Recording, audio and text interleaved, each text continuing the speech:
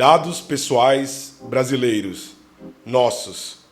Ao final de 2019, o governo Bolsonaro incluiu SERPRO e DataPrev no Programa Nacional de Desestatização. O Serviço Federal de Processamento de Dados e a Empresa de Tecnologias e Informações da Previdência Social são duas companhias públicas que processam uma gama de informações sobre cada um de nós, do registro de nascimento ao óbito, das suas multas de trânsito aos hábitos financeiros, ou da sua ascensão a um novo emprego e do afastamento de um emprego antigo 10 anos antes por um motivo de saúde. Você está sacando o valor dessas bases de dados que SERPRO e DataPrev administram? Praticamente tudo que o Estado brasileiro sabe sobre eu ou você está ali. Curiosamente, SERPRO e DataPrev são empresas superavitárias, dão lucro. O SERPRO mesmo foi eleita como a melhor empresa de tecnologia do país em 2020, segundo a revista Isto é Dinheiro. Já a DataPrev teve um papel fundamental no ano 1 da pandemia. Essa foi a empresa responsável por processar o auxílio emergencial para milhões de brasileiros vulneráveis. E, ainda assim, a empresa atingiu o lucro recorde de 275 milhões de reais. Ora, então por que a sanha privatista de Paulo Guedes e Bolsonaro em vender duas empresas rentáveis que administram a infraestrutura crítica de tecnologia do país? Quem mais poderia estar de olho nessas grandes bases de dados? Google, Amazon, Facebook, Apple, Microsoft? São os tentáculos das Big Techs, GAFAM, que avançam para cima dessas duas companhias, como já fazem hoje na área da educação?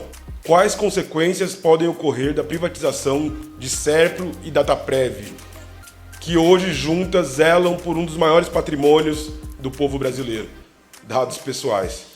Bom, a gente vai tentar entender essa história então com o analista de sistemas do SERPRO, Dave Lopes Kuhn, que também representa a campanha Salve Seus Dados, uma mobilização iniciada por funcionários das duas empresas, e também com o cientista social Paulo José Lara, que é coordenador de direitos digitais da ONG Artigo 19, entidade que integra a Coalizão Direitos da Rede. Bom, eu sou o jornalista Enio Lourenço e esse é o episódio 15 do Batalhas Digitais, Dados Pessoais Brasileiros. Vem com a gente que o Batalha já começou. Bora lá!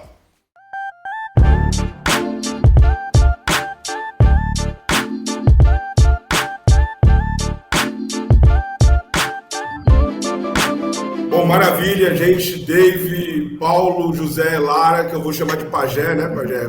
Posso, por favor?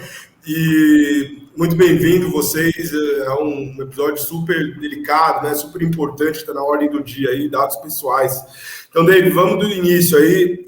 Eu quero que você diga pra gente, cara, afinal, o que é o SERPRO e a DataPrev, né? E por que essas empresas são tão importantes estrategicamente para a soberania nacional do país? E quais são os riscos que podem acontecer caso elas sejam privatizadas? Seja bem-vindo, cara. Bom, obrigado, Enio, pelo convite. Então, eu estou aqui pela campanha Salve Seus Dados, né? Que está tentando mostrar para a população o que a gente está, os riscos, né? O que a gente está passando nesse momento e quais são os riscos envolvidos com esse processo que o atual governo está tentando fazer em relação a vender, né, o patrimônio dos brasileiros, o que o governo brasileiro, o que nós brasileiros já construímos. O SERPRO e a DataPrev são duas empresas de tecnologia do governo brasileiro. O Brasil, ele montou uma forma de funcionamento, e isso não é só o governo federal, isso vale para os governos do estado, para as grandes prefeituras, que a sua área de TI, então o governo poderia ter assim, cada órgão tem uma área de TI. Ao invés disso, o governo brasileiro e também os governos estaduais, e esse modelo é seguido também, por exemplo, a Argentina, várias províncias da Argentina têm isso também, eles criam uma empresa pública para concentrar a área de tecnologia. Então, ao invés de cada órgão ter a sua área de tecnologia, que se cria, né, uma empresa especializada com profissionais da área. Como é uma empresa, funciona no regime de CLT, né, de regime de trabalho, são concursados, todos são concursados, mas são regidos pela CLT, e ela concentra toda a importância, todos os sistemas críticos, todos os profissionais de tecnologia, a fim de que a gente tenha um órgão especializado. A gente não seja amador, né, não tenha que improvisar, por exemplo, um funcionário de outro setor para trabalhar em tecnologia. Então, o CEP e a DataPrev são isso, são a própria área de tecnologia interna do governo brasileiro. E é onde estão os sistemas críticos. Então, toda a movimentação financeira está ali, o CERPRO, todo o pagamento de aposentados, todo o controle de trabalhadores, né, movimentação e onde os trabalhadores estão ocorrendo, toda a produção de automóveis, carteiras de trânsito, né, carteiras de motorista, cada movimentação financeira do governo, a criação do orçamento, até o pagamento, né, ocorre por essas empresas. Então, é onde está o núcleo de funcionamento do próprio governo.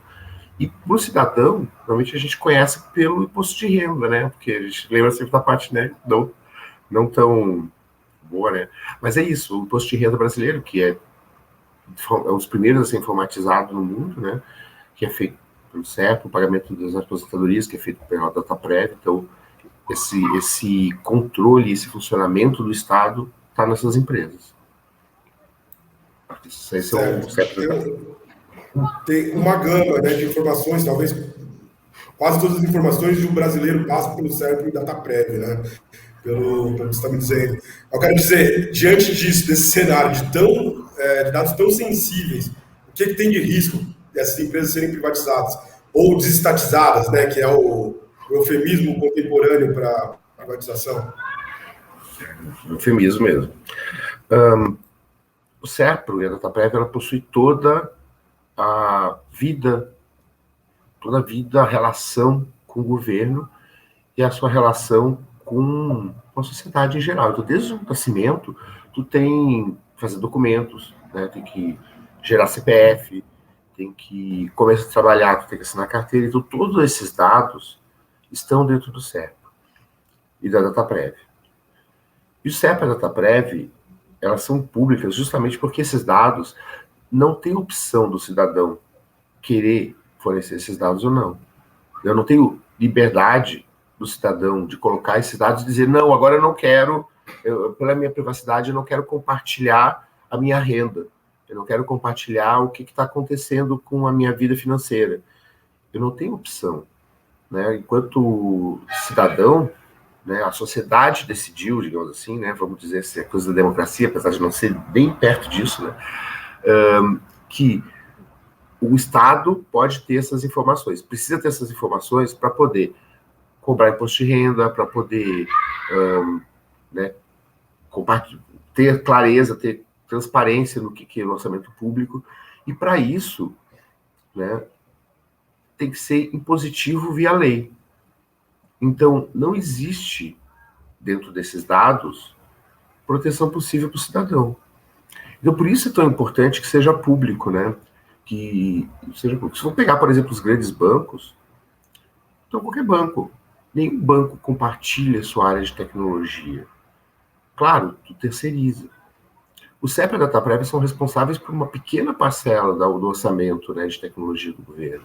Acho que isso é importante até ressaltar, porque não parece que é tudo privado. Não é. Tem os sistemas que não são críticos. O próprio CEP e a DataPrev contratam grande parte da sociedade, de outras empresas. Então, mas aquilo que é crítico precisa ser feito dentro do controle do Estado, né? E aí eu já vou aproveitar, vou fazer aqui até posso fazer um comentário sobre a questão de vazamento, né? A gente teve, por exemplo, com o Edward Snowden, foi dentro dos documentos compartilhados, teve muito documento que falava sobre o Departamento de Comércio dos Estados Unidos ou interesses comerciais solicitando para os órgãos de espionagem informações estratégicas de países.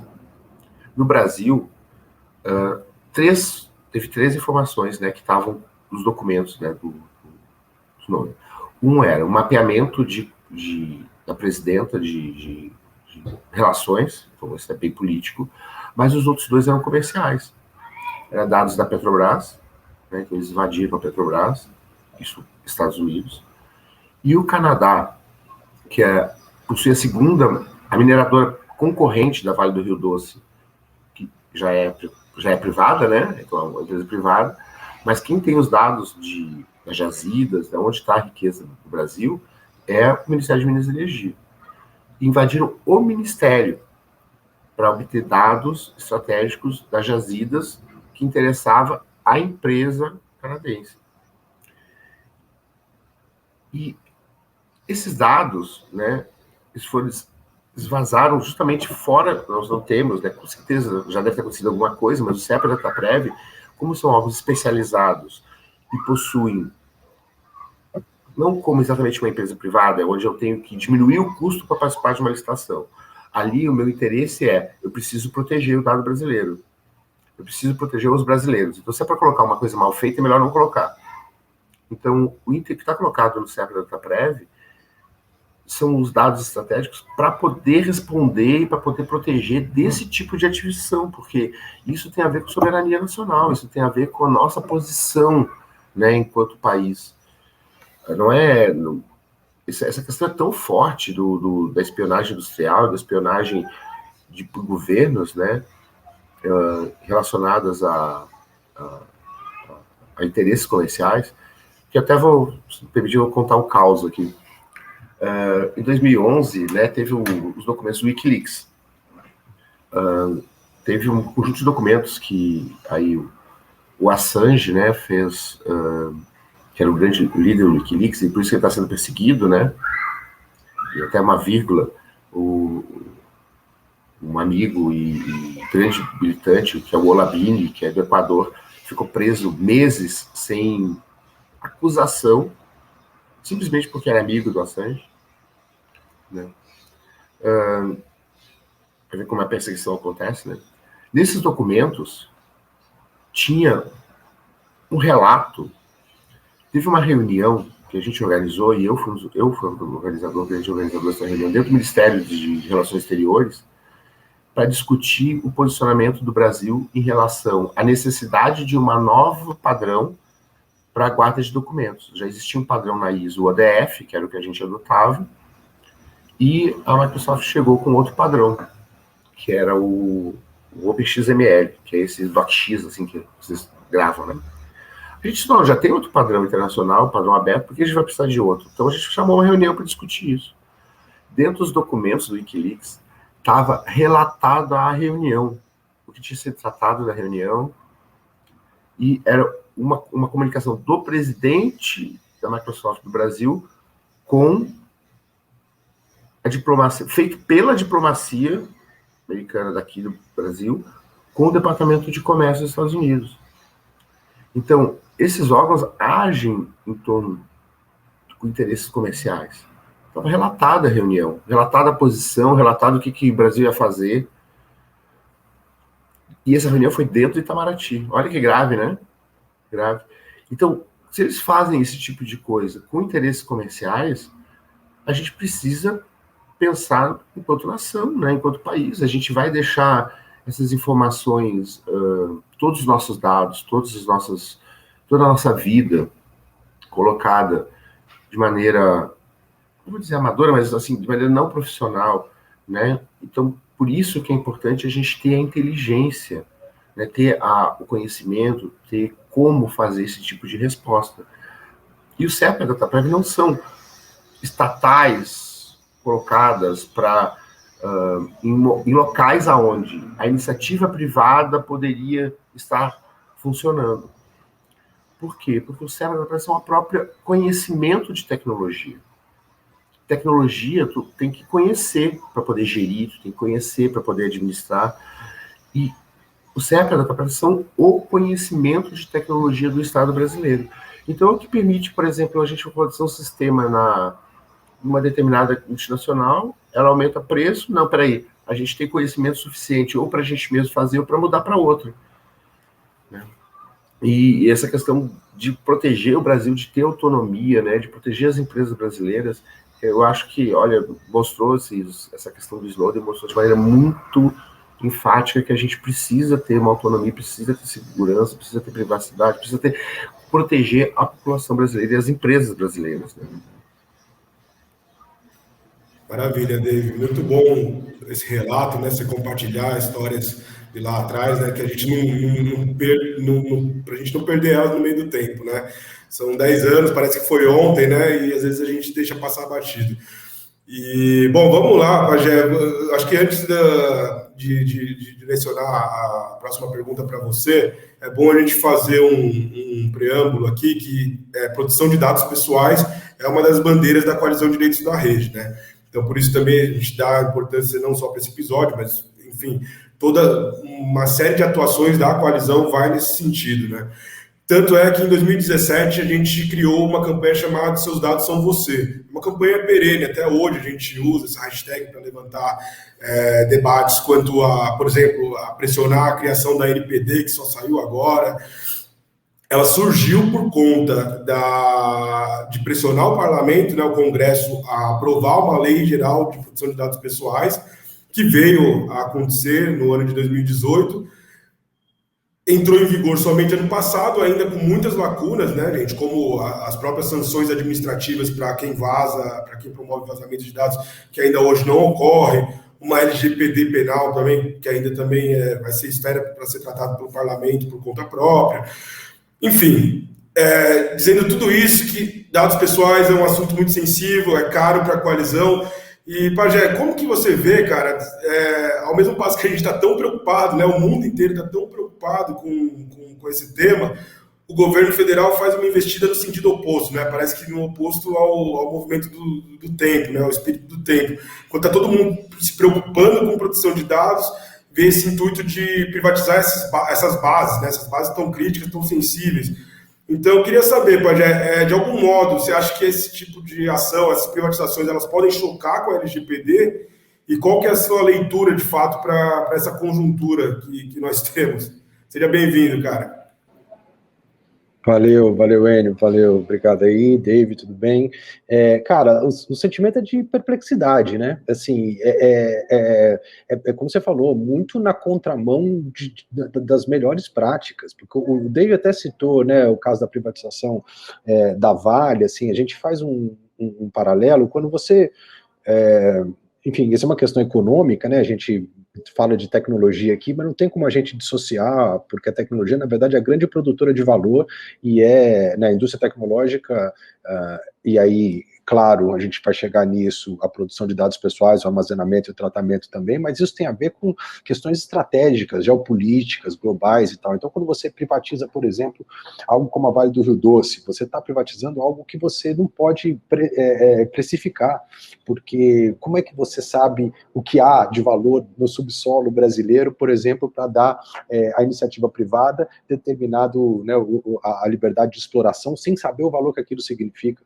Então, como você falou, Enio, quer dizer, eu falei, o sentimento é de perplexidade, porque a gente sabe, né, isso vem sendo demonstrado por, né, qualquer pessoa que lê notícias e tal, o tipo de valor e o tipo de investida que as grandes empresas e que a economia política está dando sobre os dados pessoais. Enfim, isso movimenta trilhões de dólares, movimenta empresas, faz nascer empresas, faz morrer empresas, isso tem suas consequências na política, tem suas consequências na cultura, enfim. Hoje, a manipulação de dados, o cruzamento de dados, o tratamento deles é estratégico para o país. Então, eu queria lembrar também, por exemplo, a grande investida, e pessoas da coalizão estudam isso, o pessoal que está trabalhando com educação vigiada, por exemplo,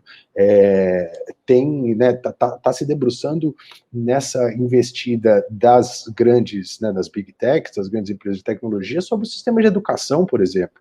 Então, quer dizer, não só a infraestrutura, mas, né, as diversas camadas aí das trocas dos fluxos de dados, por exemplo, em escolas, Secretaria de Educação, universidades, estão sendo substituídas de uma organização, né, soberana, enfim, pública, das universidades, etc., por serviços da Google, da Microsoft, da Amazon, etc. Então isso é extremamente perigoso, ou seja, a gente está abrindo mão do que há de mais estratégico hoje no país. Quer dizer, digamos, na economia global, né? Porque se você tinha um tempo atrás isso, minérios, você tinha petróleo, etc., a exploração tecnológica a partir da cessão de dados, do armazenamento deles, do tratamento, do cruzamento, etc., é o que vai delimitar o conhecimento sobre as diversas dinâmicas da sociedade. Então, o Brasil teria um grande protagonismo se fizesse justamente o caminho inverso, ou seja, fortaleça as empresas públicas de de processamento de dados, porque a gente precisa ser um exemplo de como aplicar, né, todas as normas e princípios de proteção de dados, e comece isso pelos serviços do governo, serviços públicos. Quer dizer, isso é básico para qualquer país que queira ser soberano, né, que queira ter uma soberania tecnológica, que queira, enfim, desenvolver políticas tecnológicas e políticas públicas de tecnologia, como o CEPO vem fazendo desde 1964, é fundamental que se pense, nossa, nós já temos essa infraestrutura, nós temos esse tipo de empresa que tem conhecimento, que tem pessoal, que é superavitária, que é invejada, que é exemplo para diversas empresas, por exemplo, no âmbito municipal de processamento de dados. Então você tem, né, macro-regiões municipais, você tem empresas públicas que fazem esses serviços, processam os dados, eles oferecem serviços públicos para a população, como aplicativos, enfim, cadastros, né, tem o meugov.br, enfim, tem uma série isso é estratégico para o Estado brasileiro. O David estava falando isso. Então, eu acho que, né, podemos ir para o lado de dados pessoais, e acho que isso aí é super importante, mas acho que né, a primeira coisa para a gente começar a pensar nisso e uma pergunta que eu fiz, estava falando com o pessoal da campanha também, né, o Salve Seus Dados, a gente ouviu ainda algum movimento social pedir pela privatização dessas empresas? Quer dizer, qual que é o interesse disso? Qual é o movimento social? Né, qual tem sido a força para pedir, por exemplo, a privatização de empresas como essas? Não faz o menor sentido. Isso não tem, quer dizer, você vai lá, sei lá, que você tem uma disputa de interesses, um serviço que enfim, empresa deficitária, um serviço que é muito mal feito, enfim,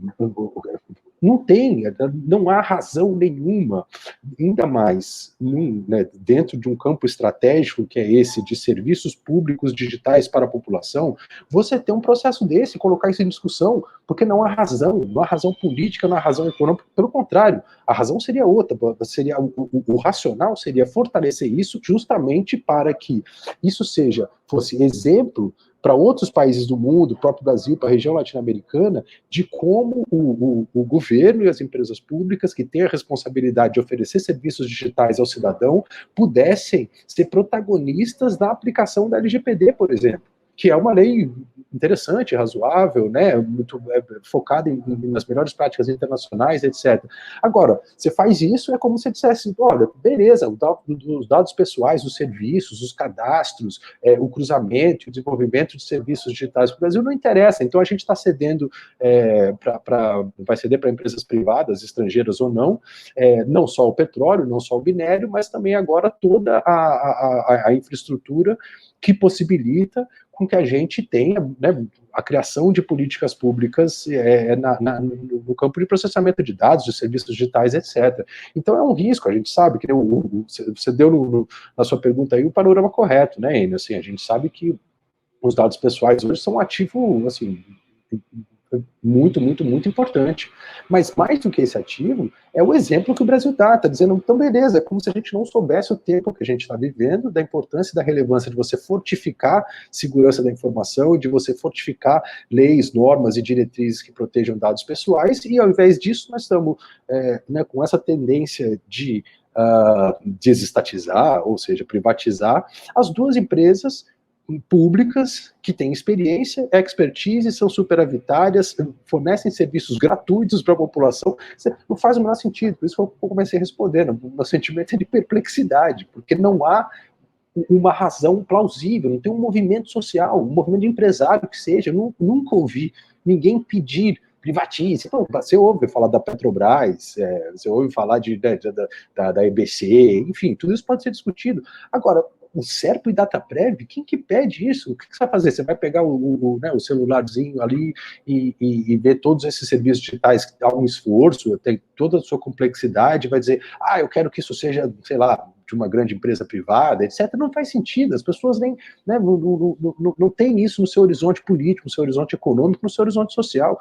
Então, eu acho que a primeira coisa é isso, assim, não só uma falta de compreensão dessa estratégia de vender essas grandes empresas, como também a absoluta falta de necessidade e de demanda social por isso, né? Fora os riscos que isso representa para os dados pessoais, para a soberania nacional, soberania tecnológica, etc.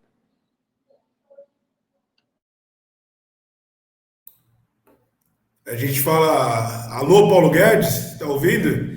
Paulo Guedes está parado nos anos 80, Pajé. Como você quer que o cara esteja com o espírito do tempo dos anos 20? Não tá, né? Aliás, a sanha de vender qualquer coisa, né, cara, desse governo é absurdo, né? Mas vamos adiante. Dave, o Pajé fez na resposta dele, ele deu um gancho aí para a próxima pergunta, que é sobre as Big Techs, né? Sobre as GAFAMs, aí, vamos dizer. Desde 2019, quando GAFAM, né, que é Google, Amazon, Facebook, Apple e Microsoft. Então, desde 2019, quando surgiu essa notícia, né, de que SERP e DataPrev entraram nesse programa de estatização, surgiu essa polêmica, né? De fato, é interesse das GAFAMs tomarem conta dessas bases de dados do SERP e DataPrev. Eu queria saber, cara, isso é só conjectura ou é real, é possível?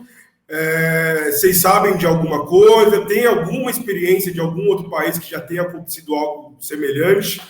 E também te pergunto o que tem de grande risco, sei lá, de grande dano um agente privado, sobretudo uma corporação, uma mega corporação de tecnologia, administrar esses dados. Bom, quando esse é um caso, né, já aconteceu no próprio Brasil, quando foi privatizado a Datamec. O governo brasileiro tinha outra empresa, né, que era a Datamec, que era a empresa que cuidava dos dados de trabalho. Eu mesmo até eu trabalhei com a Datamec quando eu pesquisava o mercado de trabalho ainda. Então eles tinham muitos dados, muitas informações dos brasileiros e foi privatizado. Quem que adquiriu? Uma multinacional, né, que fornecia os principais partes tecnológicas deles, que era a Unis. Ela adquiriu e foi vamos dizer, fiasco, isso é gauchês, né? Foi muito ruim as consequências. O governo começou a pagar mais, aumentou os preços, e sabe onde é que estão os sistemas hoje, que eram da Datamec? Estão na DataPrev, a maior parte, uma parte no SERP. Quer dizer, teve que voltar, não deu certo. Então a gente está repetindo, como fala dos anos 80, né? É isso, né? Minha formação em economia, né? Eu acho engraçado isso, de que tipo de economia diferente é essa que tu vai privatizar tudo que dá lucro. Então, petróleo, as coisas derivadas de petróleo, mercado financeiro, já privatizaram a exploração do subsolo. A consequência disso vai ser o problema que era, não, vamos melhorar o déficit, não é o grande problema? Não é o grande problema é melhorar as contas do Brasil? Aí tu vai vender tudo que dá lucro? Né? Que economia estranha é essa? Eu sinceramente, essa faculdade de economia dele nunca fecha, né? São uns 30 anos que essa conta nunca fecha, né? Gente, tudo que dá lucro. Quer dizer, nada mais justo de que todo o dinheiro de lucro de que é da exploração de petróleo tem que voltar para o país, sabe?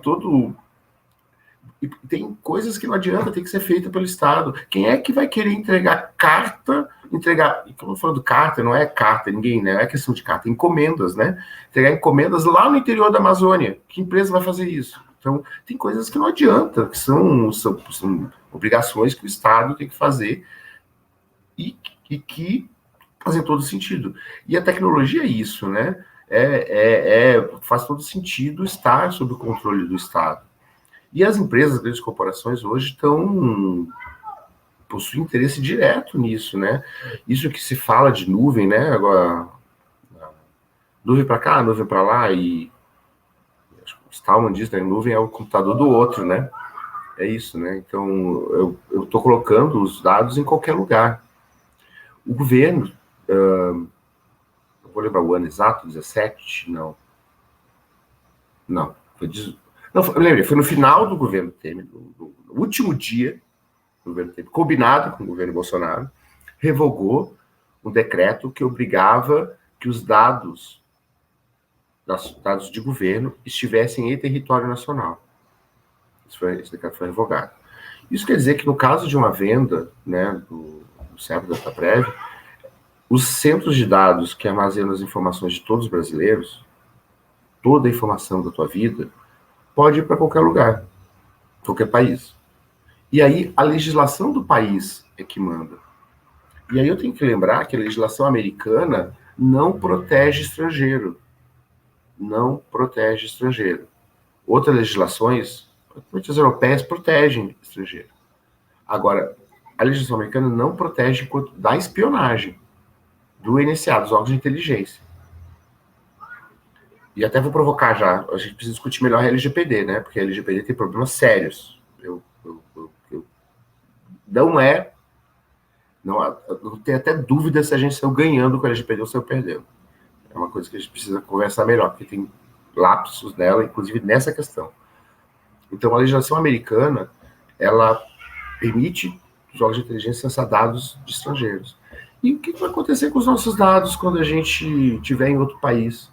Quer dizer, um governo estrangeiro que tenha interesse dos dados, querer conhecer, né, vai poder acessar. E o movimento todo das Big Techs é de aproximação, é de chegar mais perto nesse momento, né, do CEP da DataPrev. Muito provavelmente, ou ela faça aquisição, ou ela faça um consórcio junto com uma empresa nacional, que a gente até acha que vai ser o mais provável, para adquirir, né, botar capital para alguém adquirir o CEP da DataPrev. E a gente pode estar com tudo nosso exposto, né? E aí eu vou lembrar assim, ó, entre os problemas que a gente tem na LGPD, tá que para proteção de crédito, eu posso processar qualquer dado sem pedir autorização. E se um banco adquirir junto, ela pode, então, para oferecer crédito, processar os dados? Todos os dados? Legalmente? Olha que perigo, né? A gente está pegando todos os dados obrigatórios que tu tem que informar o governo, colocando em qualquer país e entregando justo para as empresas de tecnologia que estudam a gente. E aí eu quero fazer uma vírgula em relação a esse estudo para vocês entenderem a gravidade disso.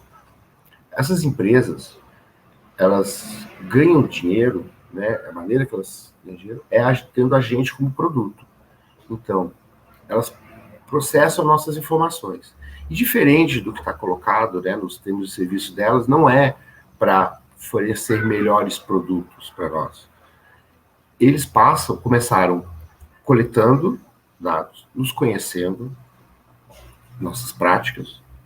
Daqui a um pouco tempo começaram a conhecer o nosso nível psicológico, a tal ponto que ela te conhece melhor que... Com certeza, por exemplo, o Google me conhece melhor do que talvez eu mesmo. Começaram a predizer teu comportamento, né? Então, quando tu entra no site, tu não sabe aonde vai clicar, mas quando tu abrir o site, antes de tu ler o site, ela já sabe qual a probabilidade que tu vai clicar em cada link. Então, ela consegue te predizer, e aí consegue alterar o teu comportamento. Então, através de gatilhos psicológicos, pelo tudo que tu já passou na tua vida, ela vai saber que, como tu gosta, tu teve uma boa experiência nessa praia, se eu associar essa praia com esse produto, eu vou conseguir te vender o produto.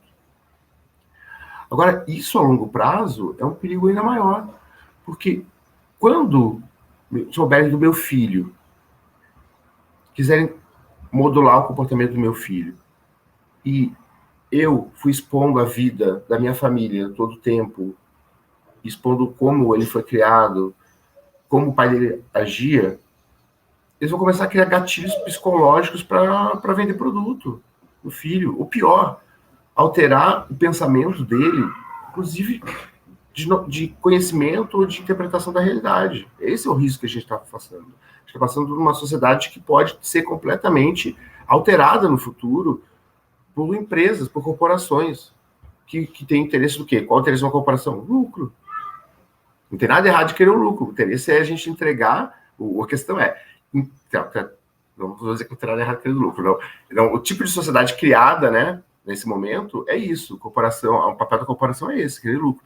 Só que a gente vai entregar obrigatoriamente todas as nossas informações para isso, para meu filho ser influenciado no futuro para comprar um produto, né? Ou para mudar sua posição política. Eu realmente fico muito preocupado com isso, porque a gente está falando de não só da soberania do país, mas do nosso direito de pensar e agir. Então, quando a gente entrega tudo, as tuas propriedades, o que tu comprou, vendeu, né, no imposto de renda, quando tu entrega tudo que tu trabalhou, onde tu foi, o que tu não foi, quando tu teve uma doença, né, quando tu teve pedir afastamento pelo INSS, né, os dados da DataPrev, né, tu vai entregar tudo isso. Qual foi a doença, qual era o código de doença que tu tinha para pedir o afastamento no INSS? E tu poder entregar isso para quem vai utilizar isso como gatilho psicológico para te mudar no futuro, é grave, né? É grave. Então, tem muito interesse. Inclusive, eu costumo dizer de que a privatização, esse processo de privatização, talvez o que tenha mais interesse seja justamente o CEP e a DataPrev pelos dados, não pelo valor das empresas, né? Pela possibilidade de estar com todas as informações dos brasileiros. E como a gente não está completamente protegido em relação a isso, legalmente, né? Não estamos protegidos. Eu realmente acho que a gente está num dilema muito grande, né? Muito grande do que vai ser feito dos nossos dados, né? Numa situação como essa. Bom, vamos aproveitar então, Dave, e chamar o Léo Santucci, né, que é um companheiro aí de vocês, para dar um panorama de como que está agora a campanha Salve Seus Dados, que é a campanha dos servidores do CERN da DataPrev contra a privatização das companhias. Rafael, solta para a gente aí, por favor.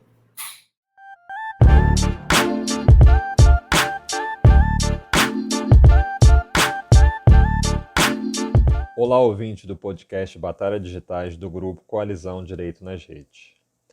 Eu me chamo Léo Santucci, sou presidente da ANED, Associação Nacional dos Empregados da DataPrev, e estou aqui em nome da minha diretoria falando sobre essa campanha que nós estamos aí liderando em conjunto aos trabalhadores da DataPrev e do SERPRO com a campanha Salve Seus Dados. Essa campanha se iniciou em 2019, após o anúncio da desestatização das duas empresas.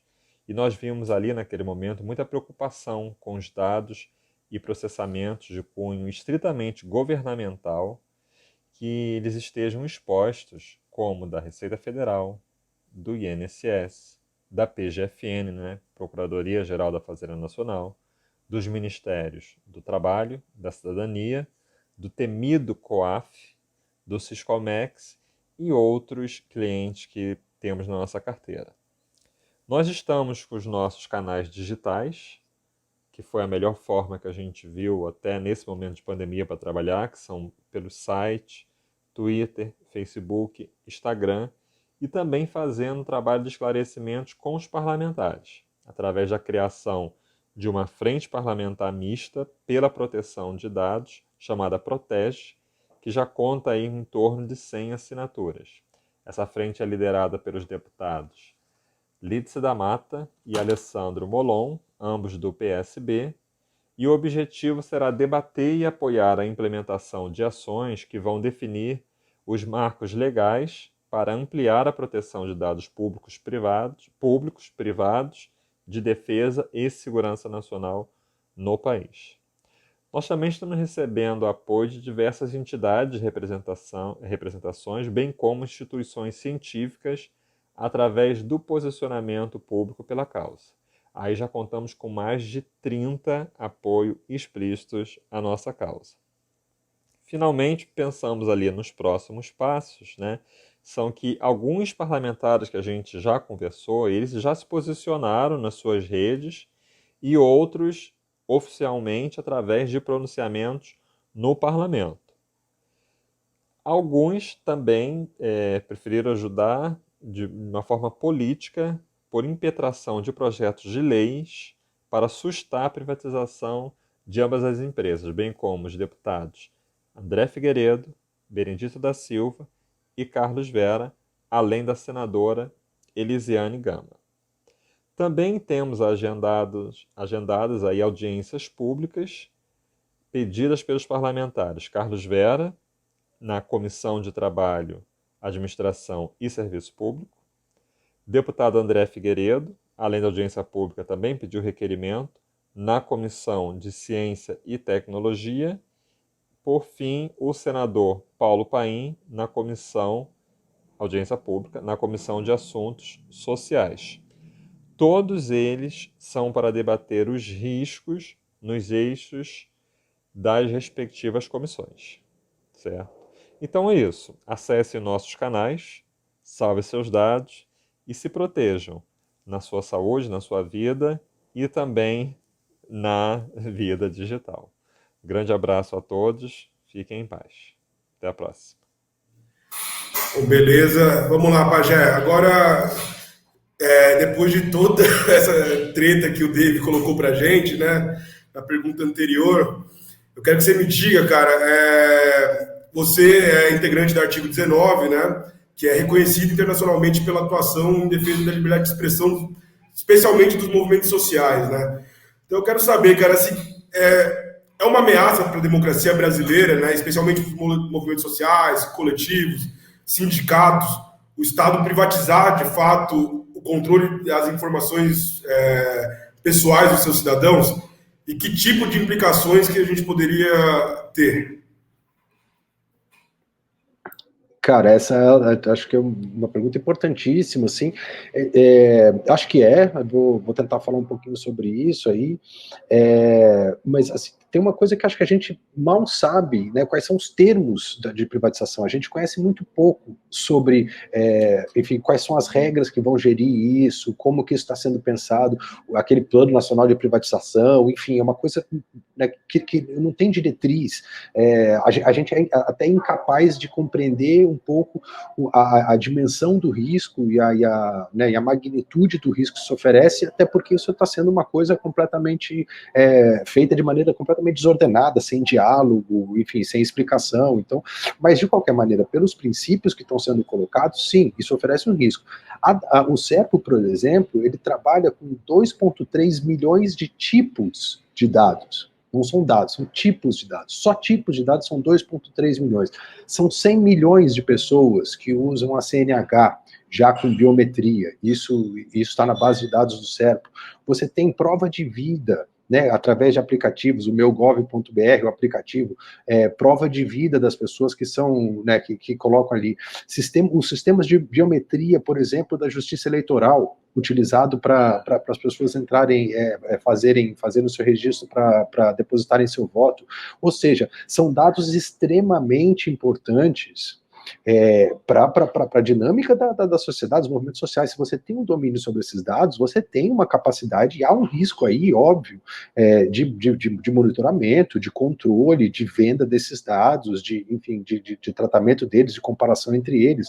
Isso não deixa de ser um risco. A quantidade de dados que essas duas empresas operam, qualquer instituição que opera esse tipo de dados, obviamente, oferece um risco se não tiver as suas políticas, as suas normas de segurança, enfim, todas as dinâmicas necessárias para a gente conseguir compreender e ter a garantia de que esses dados estão seguros.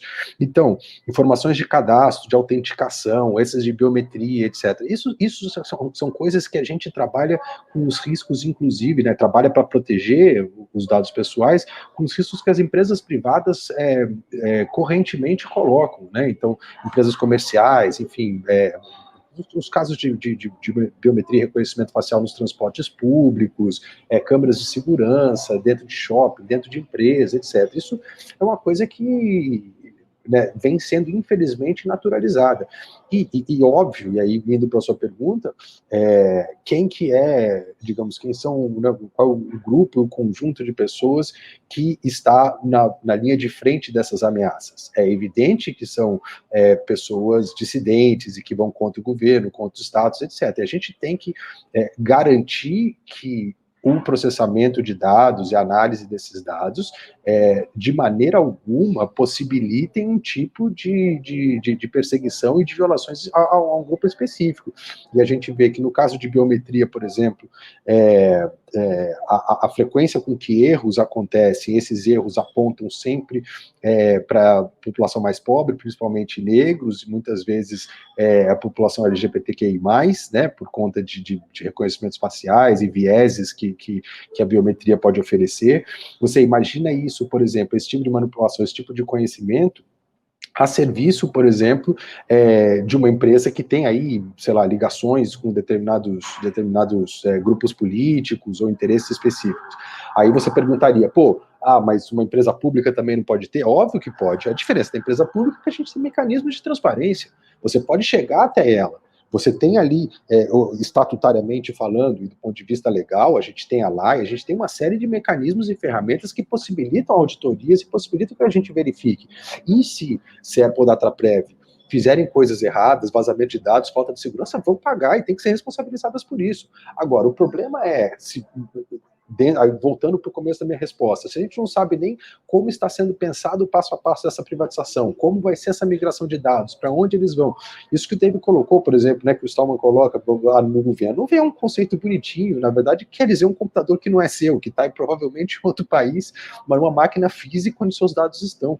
Então, quer dizer, se você tem uma empresa pública e que é passível e que, né, está de acordo com as regras nacionais, você sabe e tem acesso ali onde estão, o que vem sendo feito com esses dados, aonde estão esses dados, para que eles podem ser utilizados, estão em acordo ou não com as legislações e normas e princípios de direitos humanos e as legislações nacionais, etc. Então, da maneira como isso está sendo feita e o que a gente pode visualizar é que sim, isso oferece um risco, principalmente pela economia de dados, né, essa economia infofinanceira e tal, crescente, e que explora cada vez mais, naturalmente, a população mais pobre e que trabalha, inclusive, com dados que podem ser dados utilizados para vigilância, monitoramento e controle, principalmente de grupos de oposição. Então, esse risco, sem dúvida, está no horizonte. A gente tem que ficar muito atento a isso.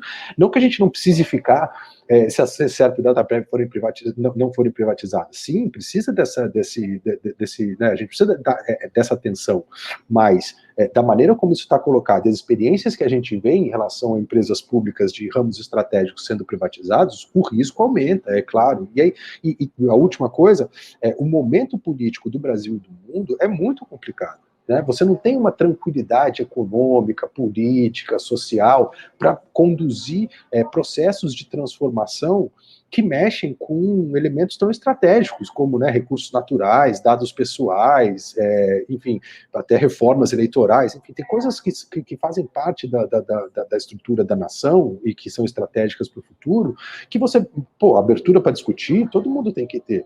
Agora, do ponto de vista tecnológico que a gente está falando, você faz isso, né, assim, o risco dessa modificação é tão grande que mereceria uma tranquilidade política, tranquilidade social, tranquilidade econômica, para que as pessoas pudessem realmente conhecer do que se trata esse tipo de ameaça. E não é o caso do Brasil, não é o caso do mundo agora. Então, essas transformações estruturais de temas estratégicos tem que se dar em seu tempo e com um clima favorável para o debate, até para que a gente consiga, né, como a campanha quer fazer, falar para as pessoas, olha, esse risco é enorme, não tem ninguém pedindo isso, qual é a vantagem que isso vai acontecer, e aí, principalmente, no caso de graves ameaças aí a grupos marginalizados, grupos de oposição, grupos que têm uma atuação política, no caso da possível manipulação dessas informações para identificação, vigilância, controle, etc.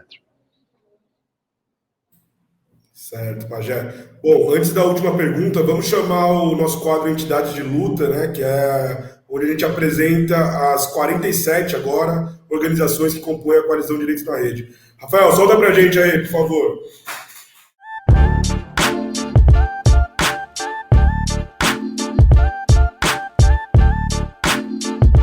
Oi, pessoal. Eu sou a Renata Miele, uma das coordenadoras do Centro de Estudos da Mídia Alternativa Barão de Tararé. E é muito bacana estar aqui no Batalhas Digitais para falar um pouquinho da nossa organização, que tem como foco principal a luta pela democratização dos meios de comunicação no Brasil. Há 11 anos, temos atuado ao lado de outras entidades para discutir o papel estratégico da comunicação como pauta política intrinsecamente relacionada com a defesa da democracia. Nossa perspectiva é a da unidade para fortalecer um campo de luta em torno dessa agenda. Nós participamos de iniciativas como a campanha Banda Larga é um Direito Seu e os debates em torno da construção do Marco Civil da Internet, que, de certa forma, acabaram dando origem à coalizão Direitos na Rede. Dedicamos, ao longo desses últimos anos, atenção especial ao debate para o fortalecimento da mídia alternativa no país, da comunicação popular e do movimento social, porque estes veículos estão majoritariamente presentes na internet. Procuramos aproximar esse ecossistema de comunicação dos debates sobre as políticas públicas envolvendo acesso à internet e direitos digitais, como nos debates da Lei Geral de Proteção de Dados Pessoais e, mais recentemente, em torno do projeto de Lei 2630, que acabou ficando conhecido como o PL das fake news. O que fazemos é tentar traduzir esses debates, aproximar esses temas que discutimos aqui na coalizão, que muitas vezes são cheios de tecnicidades e especificidades que são pouco assimiladas ainda, e aproximá-los da realidade das entidades, do movimento social e das pessoas nos seus locais de atuação, com o intuito de trazer esses movimentos para a nossa luta e para a agenda dos direitos digitais. Nós realizamos muitos eventos nacionais e locais para reunir blogueiros e ativistas digitais, por exemplo, o Encontro Nacional de Blogueiros, e também cursos e debates para levar essas discussões que fazemos na CDR para outras entidades e espaços. Nesse momento, uma das preocupações principais do Barão, assim como de outras entidades, é a denúncia às graves violações à liberdade de expressão que ocorrem no país e também a tentativa de demonstrar que é preciso enfrentar o poder das grandes plataformas de redes sociais que hoje são as responsáveis por mediar o debate público na sociedade, de forma totalmente opaca, sem transparência, e é preciso chamar a atenção dos movimentos para isso. Então, esse é um pouquinho do que faz o Barão e estamos aqui juntos das outras entidades nessa luta tão importante que é a de garantir mais pluralidade, diversidade de vozes em qualquer que seja o espaço de debate na sociedade. Bom, pessoal, chegando agora aos finalmente, né, minha última pergunta eu endereço a vocês dois, né? É o seguinte, tem meio que um hype agora, né, sobre dados pessoais, meio que a LGPD está pegando um corpo, né? Alguns setores econômicos estão falando em dados pessoais em campanhas de marketing, né? Utilizando espaços nobres da mídia para falar de marketing. E muito desse diálogo ainda está meio que como aquela coisa os dados são o novo petróleo, né? Enquanto não é na linha que a gente gostaria de falar, né? Que seus dados são você, como a coalizão diz, ou salve seus dados, como a campanha do SERP e DataPrev também diz. Então, eu queria saber, gente, o que tem de ato aí para a gente, enquanto sociedade civil, trabalhadores, conseguir comunicar a importância desse tema, né? Um tema tão sensível e fazer isso entrar na ordem do dia das pessoas mesmo. David, começa contigo. Essa questão dos dados, são os petróleos, é petróleo, né? Petróleo é um recurso finito, né? É outra lógica. A informação, o conhecimento, os dados são infinitamente replicáveis, né?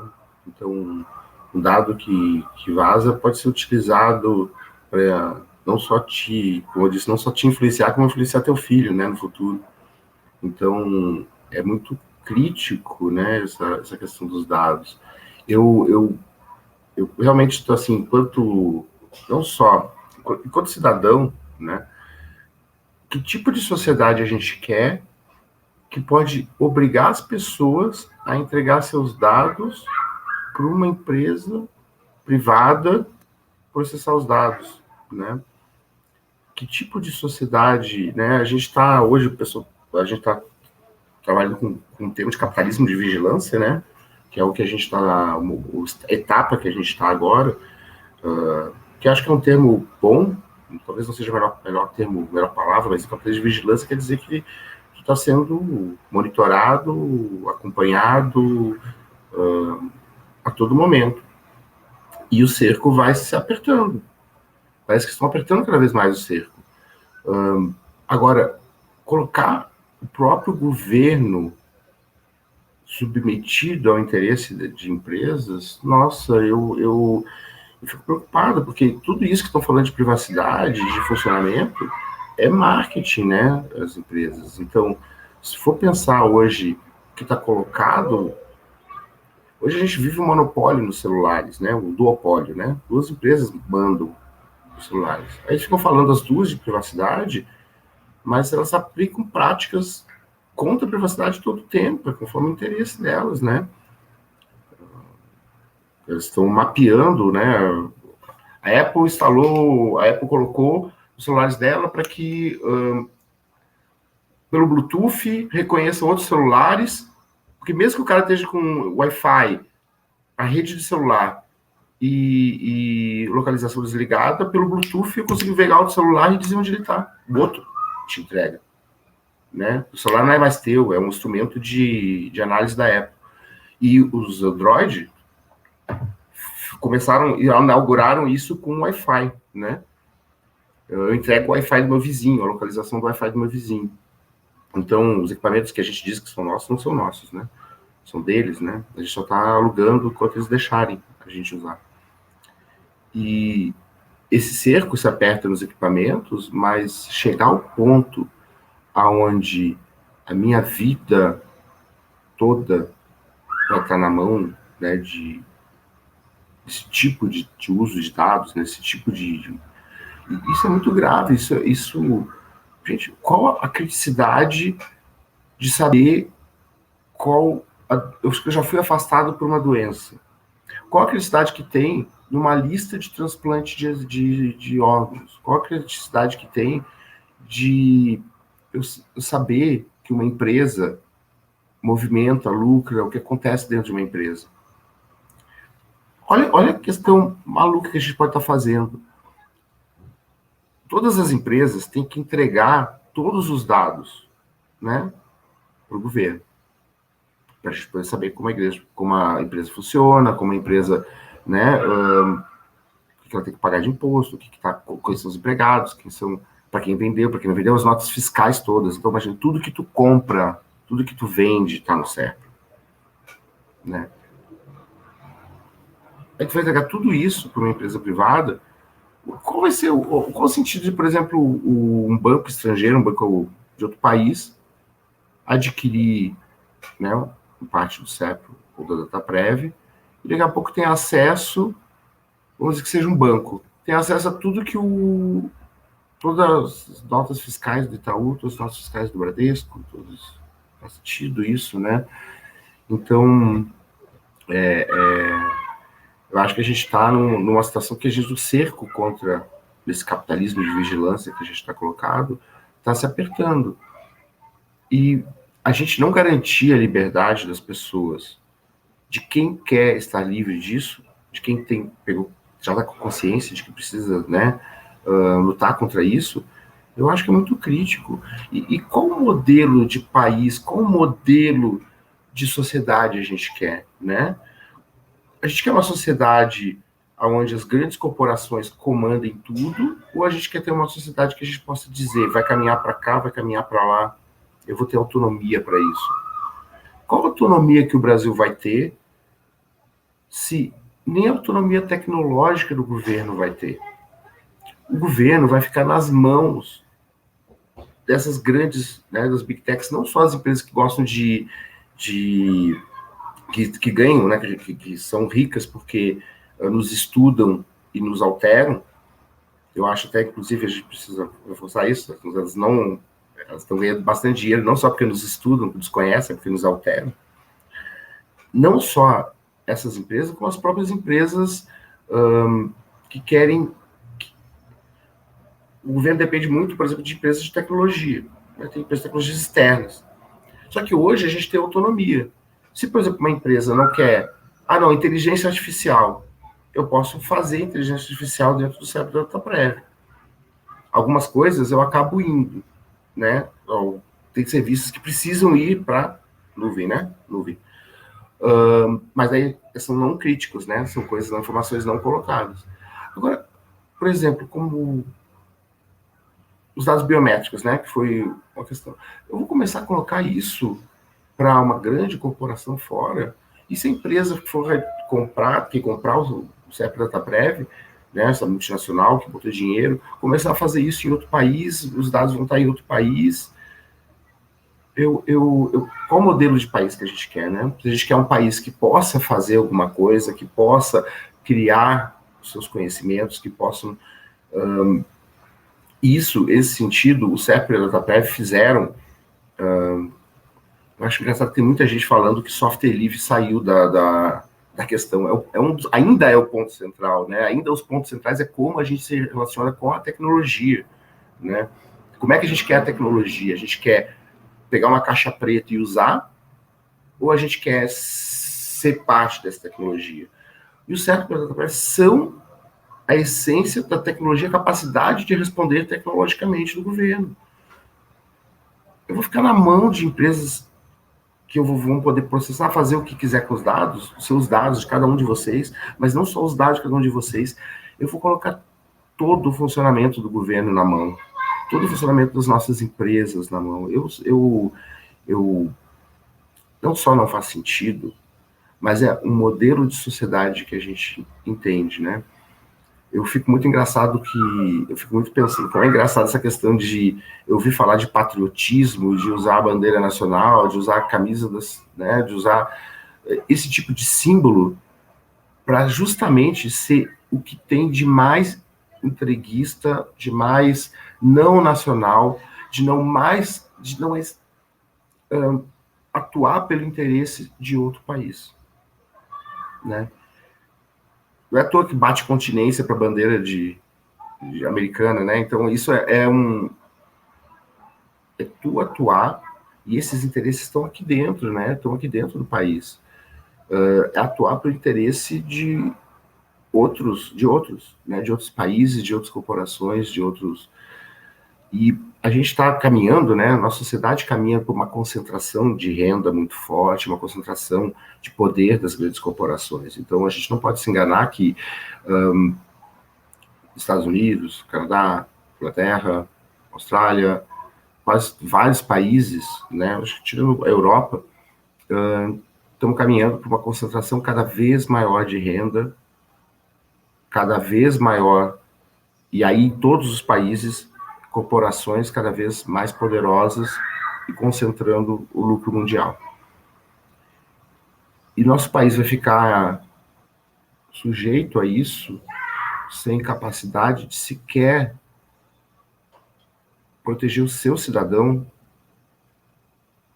proteger, sabe, o histórico, a vida do seu cidadão. E isso, inclusive, isso até... A nossa Constituição, por exemplo, diz que nenhum CRI, que é uma coisa muito interessante, muito importante, que nada é para sempre, né? Que nenhuma pena pode ser perpétua. E a gente vai entregar dados, informações que possam fazer com que a corporação use um algoritmo e te dê a pena perpétua de tu não ter crédito, né? Porque é isso que eu estou falando. Eu estou falando que o que essas empresas estão fazendo é justamente definindo o teu futuro. Tentando definir como tu pensa, definindo como as pessoas em torno de ti pensam, mas definindo o teu futuro. Definindo quando tu vai ter crédito, quando tu vai... sabendo que tu vai comprar, tu tem possibilidade de comprar um produto, te influenciando para comprar esse produto. E o governo, como eu disse no começo, né, o governo não é opcional. Eu não tenho opção de não fazer isso. Eu tenho opção de não usar cartão de crédito, fazer tudo de dinheiro, por exemplo. Mas eu não tenho opção de não dar os dados, né, de não entregar informações que são de interesse público. E aí, vamos dizer, interesse público. Eu preciso saber quem é, onde que está a renda para poder distribuir essa renda. Eu preciso saber qual é a empresa que está para poder cobrar imposto. E imposto, apesar de ter essa visão negativa, né, o imposto é feito para distribuir. Né? No fundo, quer dizer, no Brasil não, né? No Brasil é mal feito o imposto, carga tributária, mas em a criação do imposto, né, foi feita lá atrás para dar dinheiro para o rei, e todo o tempo da democracia é feito com o intuito de usar esse dinheiro para distribuir renda e para garantir vida digna a todo mundo. Que isso é o que faz sentido, né? E aí eu vou entregar tudo isso, controle de outro país, ou não sei se é pior, mas tão pior quanto, de corporações, né, que tem outro interesse, né, e eu jogo tudo isso nessa situação que a gente está hoje, que o controle é individual, né, não estou controlando, sabendo da sociedade, não estou sabendo de um conjunto de pessoas. Esses mecanismos de inteligência artificial colocados hoje permite individualmente conhecer cada um de nós, prever cada um de nós e influenciar cada um de nós. E isso com gatilhos psicológicos da maneira com que for. E se a gente pensa que isso está muito longe, isso não é mais, já deixou de ser uma coisa só das big techs. Esse tipo de algoritmo está sendo usado por as grandes empresas de qualquer lugar, inclusive algumas nacionais.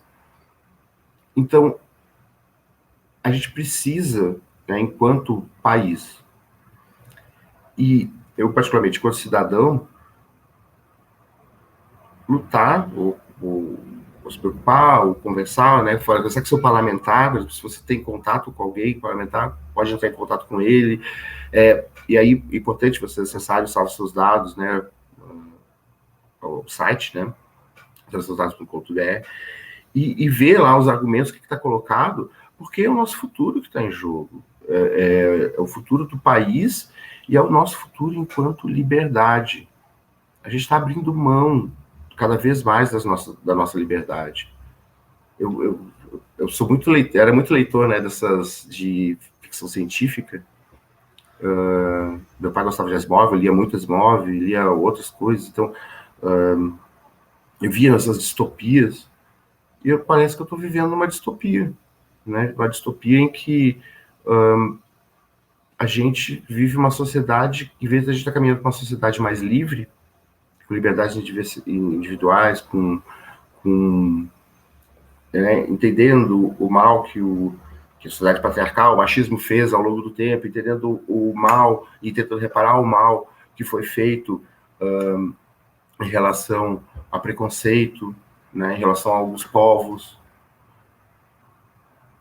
Em vez de a gente estar tentando caminhar por esse tipo de sociedade, né, que proteja as pessoas, que seja mais igualitária, a gente está caminhando para uma sociedade onde a gente pode não ter mais liberdade individual, onde a gente não tem opção de não ser monitorado, onde a gente não tem opção de ser controlado, e onde a gente não tem opção de ter nossos filhos livres para pensar como quiser. Então, isso é um ponto central, e a gente precisa se preocupar, sim, e o CERP e a DataPrev são hoje não só a inteligência de autonomia, a capacidade de gerir TI, é a proteção da própria população. É como aonde a gente pode dizer, não, aqui o dado está com funcionários que foram concursados, está num centro de dados que está rodando em território nacional, está numa empresa pública que tem que prestar contas, que o governo sabe onde está, né? Apesar de atualmente a transparência ser um problema, né? A gente não tem, está sendo cada vez mais atingida a questão de transparência, mas a gente ainda tem, né, um nível bom de transparência das empresas públicas. Então, tudo isso reforça isso que a gente quer para a nossa sociedade, né? E eu, sinceramente, eu fico pensando nessa questão da distopia de vez em quando, né? Se eu pensasse nisso há 40 anos atrás, né, dá para escrever uma boa história distópica, né? uma boa ficção científica de controle, né, de falta de liberdade. O Estado tem que estar a serviço do cidadão, né? Não tem que estar a serviço de interesses comerciais, ou interesses de outro país, interesses diversos. É uma preocupação, assim, é o caminho que a gente está tendo enquanto sociedade, né? O caminho que a gente está trilhando, né? E essa questão da educação, né? Até as nossas pesquisas nacionais estão entregues.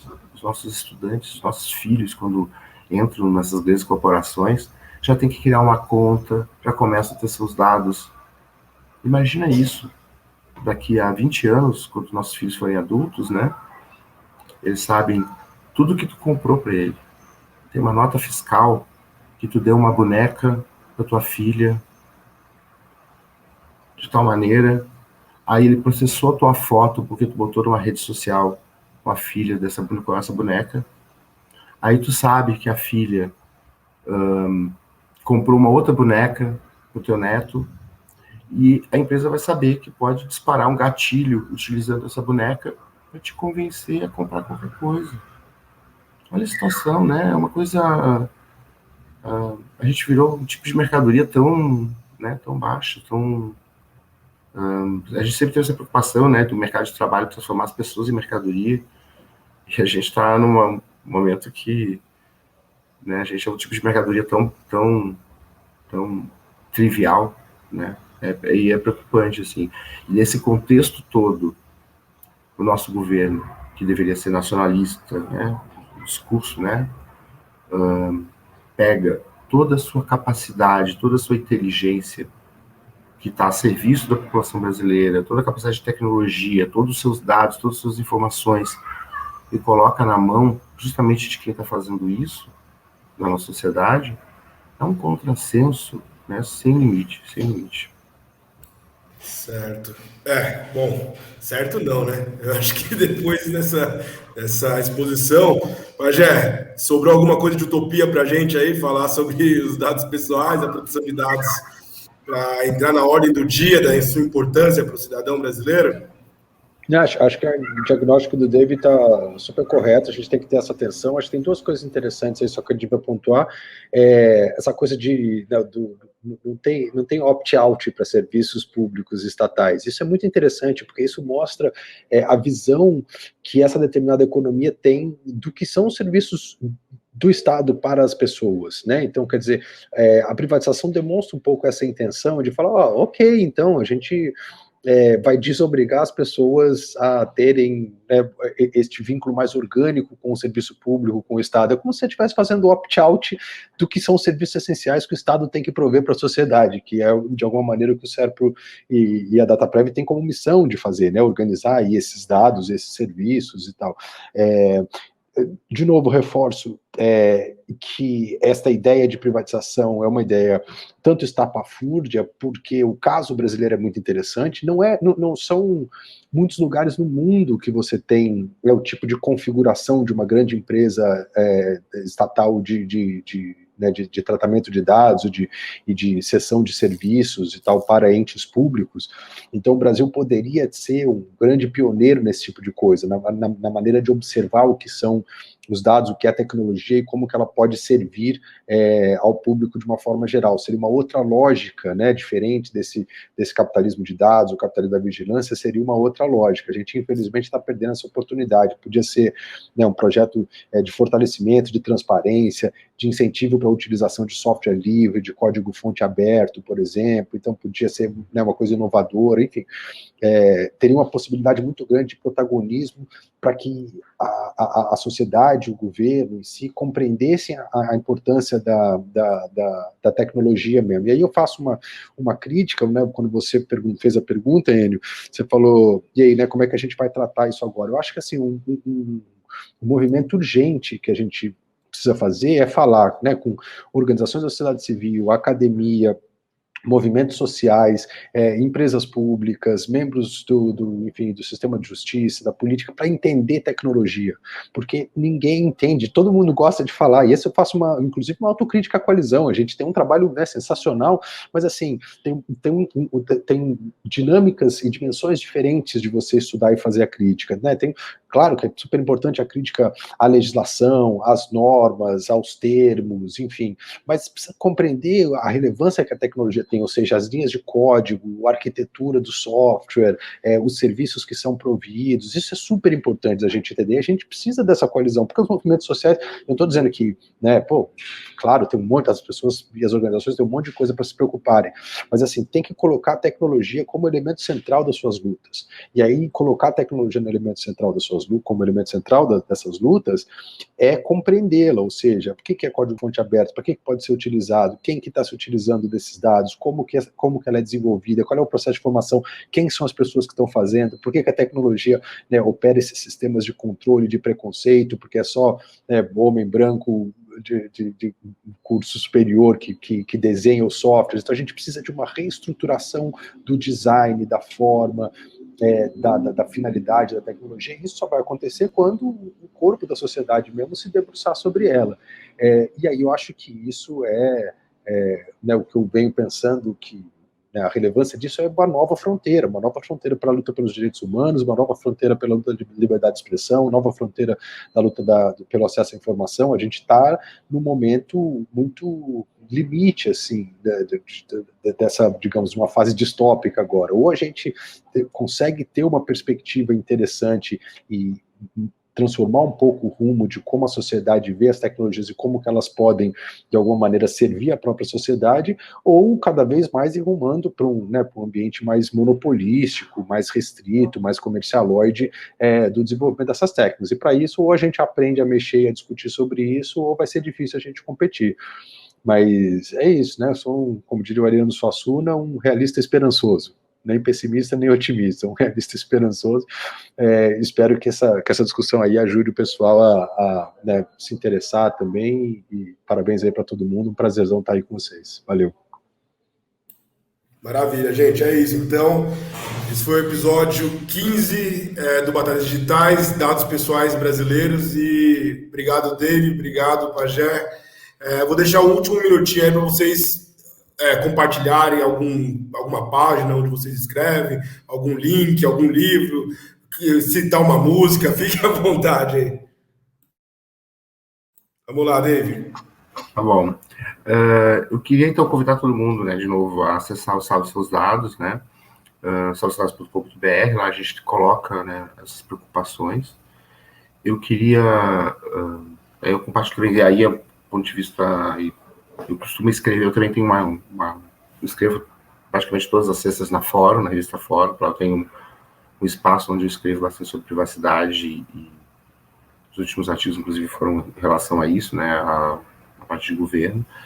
E eu quero agradecer o convite, né, eu acompanho desde o início a coalizão, né, todos os passos, e parabéns pelo trabalho de vocês, é muito importante, cada vez mais importante, né, cada vez mais relevante, e convidar a população, né, todo mundo que está assistindo aí, a refletir mais, a agir mais, porque a gente está num momento muito crítico, né, a gente está num momento de tensão social, de entrega de decisões para algoritmos, e acho que a gente precisa se posicionar e agir um pouco mais, né? Então, em relação ao CEP DataPrev, se vocês puderem entrar em contato com o parlamentar, com quem tiver influência, contato, falar um pouco sobre isso, acho que precisa se preocupar com o nosso futuro. Então, acho que a grande coisa que a gente quer é uma sociedade melhor, e a sociedade melhor